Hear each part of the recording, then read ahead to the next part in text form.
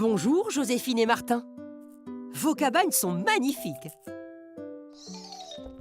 Ah, vous voulez voir laquelle de vos deux cabanes est la plus longue, c'est ça? Mais que fais-tu, Martin? Ah, tu mesures la longueur de la tienne avec tes rondins? Bonne idée. Ta cabane est aussi longue que 4 rondins. Et toi, Joséphine? Elle mesure 5 rondins de bois. On dirait bien que ta cabane est la plus grande, Joséphine. D'accord, Martin.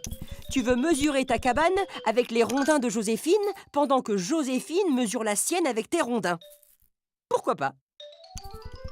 Tiens, maintenant ta cabane mesure 5 rondins, Martin. Et la tienne, 4 rondins, Joséphine. Alors celle de Martin est la plus grande? Mais c'était le contraire tout à l'heure. Bizarre. Ah! Le rondin bleu est plus long que le rouge. On ne peut pas comparer les cabanes avec des rondins de mesures différentes. Bonne idée, Joséphine. Il faut utiliser les mêmes rondins pour mesurer vos cabanes. Celle de Joséphine mesure 5 rondins rouges, exactement comme celle de Martin. Vous voyez, lorsque vous utilisez le même rondin, c'est-à-dire la même unité pour mesurer, vos cabanes sont de même longueur.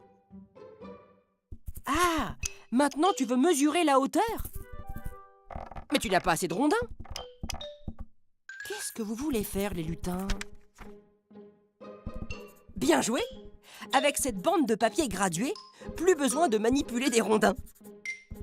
On sait que la bande de papier mesure 10 rondins. Ta cabane mesure 9 rondins de hauteur, Martin. Et la tienne aussi, Joséphine. Égalité parfaite. Vos deux cabanes ont la même hauteur. Ah, tu veux savoir si vos cabanes sont les plus hautes de la forêt?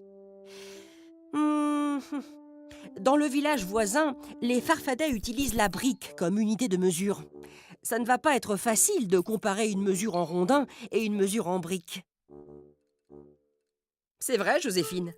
Il faudrait que tout le monde utilise la même unité de longueur. Mais tu sais, elle existe déjà et on l'utilise presque partout dans le monde. C'est le mètre.